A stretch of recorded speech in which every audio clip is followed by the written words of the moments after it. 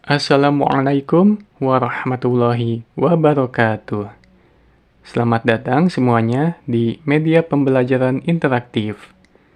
Kali ini kita akan membahas materi tentang pemikiran pendidikan Islam perspektif Buya Hamka.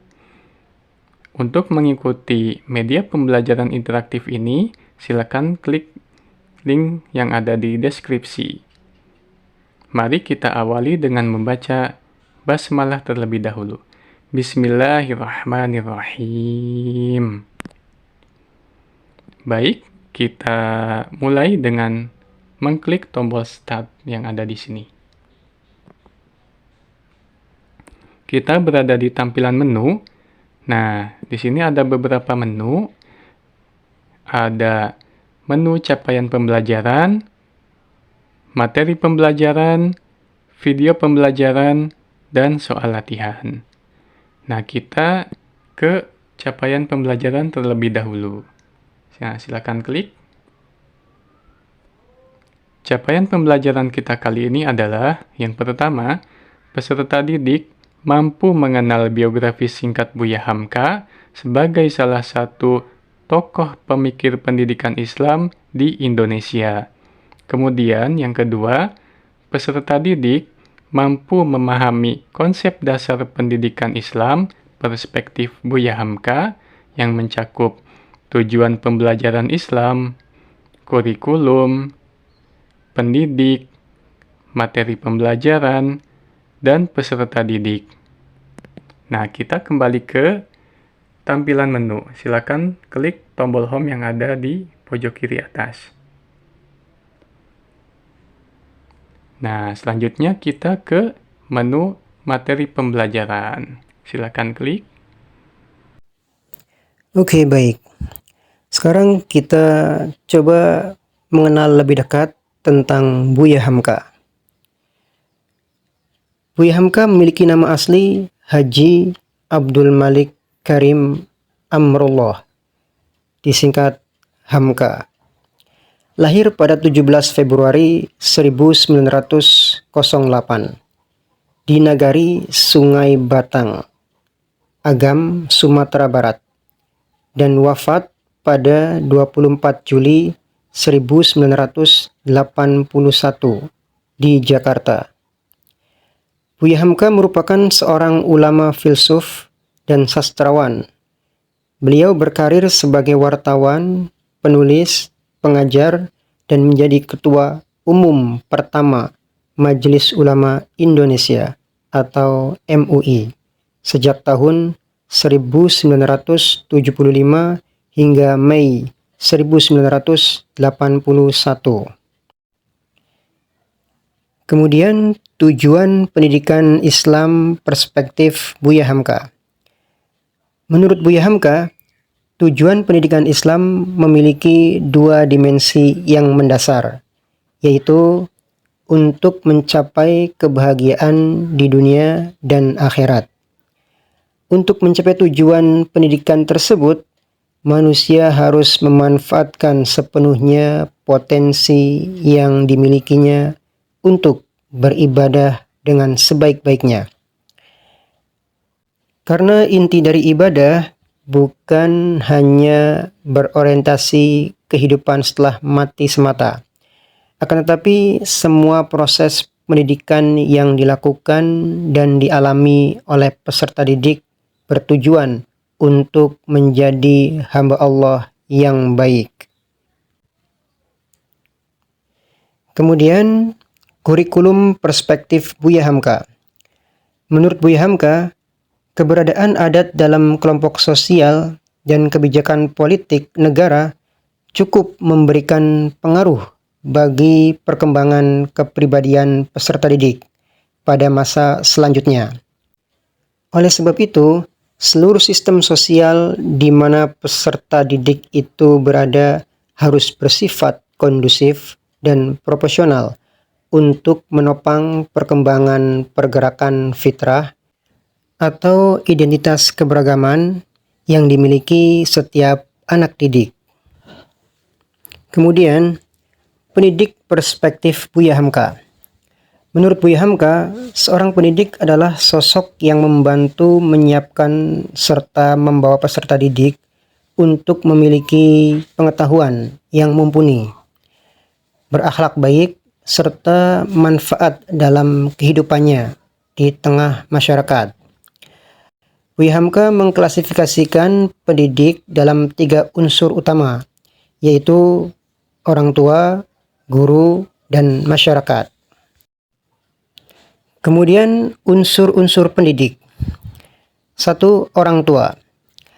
Buya Hamka menerangkan bahwa kewajiban orang tua dalam mendidik anak tidak boleh hanya diberikan kepada guru di sekolah. Karena waktu yang dimiliki di sekolah tidaklah sama dengan waktu yang dimiliki di rumah. Setiap anak harus mendapatkan pendidikan dan pengajaran. Sekolah hanya memberikan ajaran, sedangkan pendidikan yang lebih banyak didapatkan di rumah. Kemudian unsur yang kedua, yaitu guru. Buya Hamka menekankan bahwa kecekapan orang tua dalam mendidik anak merupakan penolong bagi guru.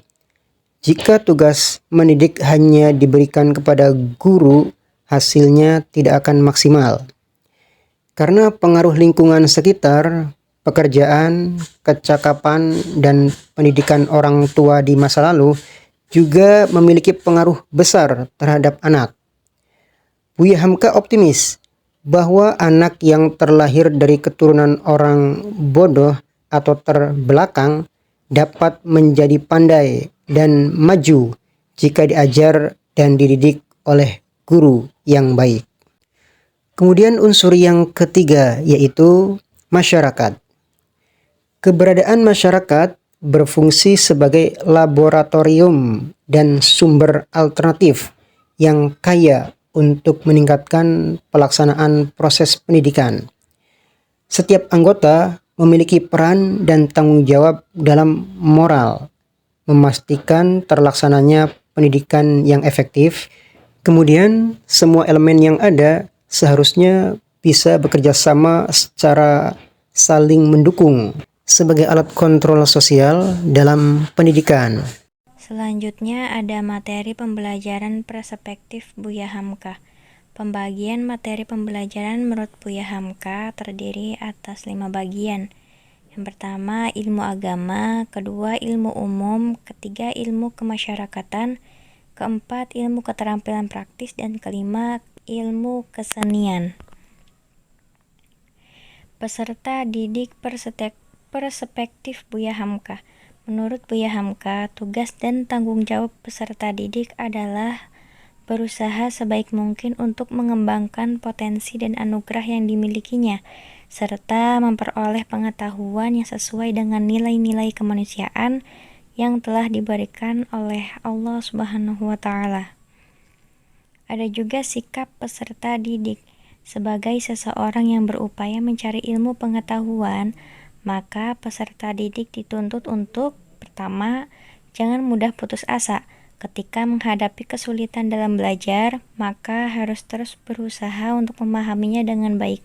Kedua, jangan mudah lalai. Ketika ada tugas dari guru, maka harus segera dikerjakan. Ketiga, jangan merasa terhalang karena faktor usia. Walaupun telah mencapai usia dewasa, maka tetap bersemangat untuk mempelajari hal baru. Keempat, berusaha agar tingkah laku sesuai dengan ilmu yang dimilikinya. Misalnya, kita telah mempelajari adab-adab ketika makan, maka ilmu tersebut diterapkan setiap aktivitas makan sehari-hari. Kelima, memperindah tulisan agar mudah dibaca. Caranya dengan memperbanyak membaca buku dan memperhatikan tulisannya, kemudian berusaha untuk menirunya. Keenam, berusaha agar akhlak sesuai dengan ilmu yang dimilikinya. Misalnya, kita telah mempelajari mata pelajaran pendidikan agama Islam tentang materi jujur, maka kita terapkan sikap jujur tersebut dalam kehidupan sehari-hari. Ketujuh, memperindah tulisan agar mudah dibaca. kita harus terus melatih keterampilan menulis, baik itu tulis tangan maupun ketikan, diiringi dengan rutin membaca. Kedelapan, sabar. Nah, kita harus sabar ketika mendapat perilaku yang kurang menyenangkan dari teman dan berusaha untuk memperbaiki hubungan pertemanan. Kesembilan, mempererat hubungan dengan guru. Selalu bersikap baik kepada guru dan serius dalam belajar. 10. Khusyuk, tidak bergurau ketika belajar dan memperhatikan penyampaian guru dengan seksama. 11. Tekun dan rajin, berusaha untuk memahami pembelajaran dengan cara tekun dan rajin mengkaji materi yang telah, sedang, dan akan dipelajari. 12. Berbuat baik kepada orang tua dan mengabdikan ilmu untuk masalah umat, seperti selalu meminta keridhaan orang tua ketika hendak belajar dan meniatkan ilmu yang dipelajari agar bermanfaat untuk masyarakat. 13. Jangan menjawab sesuatu yang tidak bermanfaat. Ketika ada teman yang mempertanyakan hal yang tidak manfaat dengan niat bergurau, maka tidak perlu ditanggapi, dialihkan saja dengan pembicaraan yang bermanfaat. 14. Menganalisa fenomena alam semesta secara seksama dan bertafakur, senantiasa merenungi kekuasaan Allah SWT dengan merenungi seluruh ciptaannya. Kita masuk ke video pembelajaran. Nanti kita masuk ke menu, lalu klik bagian video pembelajaran. Nah, nanti kita akan melihat video pembelajaran di video media interaktif ini. Oke. Nah, ini dia video pembelajaran dari media interaktif ini. Assalamualaikum warahmatullahi wabarakatuh. Perkenalkan, nama saya Muhammad Hidayah. Saya adalah mahasiswa Fakultas Tarbiyah dan Ilmu Keguruan. Nah, ini dia Saya ada pendidikan agama video pembelajarannya, yaitu dari link YouTube ya teman-teman. Haji Muhammad Idris Samarinda. Salam kenal untuk kita semua. Pada kali ini kita akan membahas pemikiran pendidikan Islam dari salah satu tokoh, yakni Buya Hamka.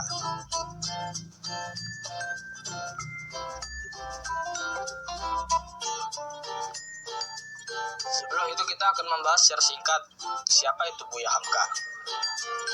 Haji Abdul Malik Karim Amrullah atau kita bisa disebut Hamka. Beliau adalah seorang ulama, filsuf, dan sastrawan Indonesia. Ia bekerja sebagai wartawan, penulis, hingga pengajar.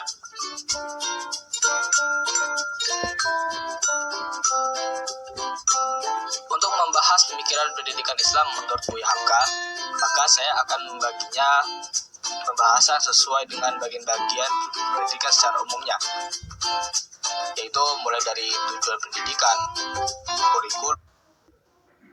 Nah, itu dia video pembelajaran yang kami ambil dari link YouTube untuk materi pendidikan Islam pemikiran perspektif Buya Hamka. Di sini juga ada ini latihan soal. Nah, kita klik maka akan terhubung ke Google Form. Nah, kita bisa menjawab soal di sini. Itu mungkin sedikit video pembelajaran interaktif yang kami buat dengan materi pemikiran pendidikan Islam perspektif Buya Hamka. Semoga bermanfaat. Terima kasih. Thank you for watching.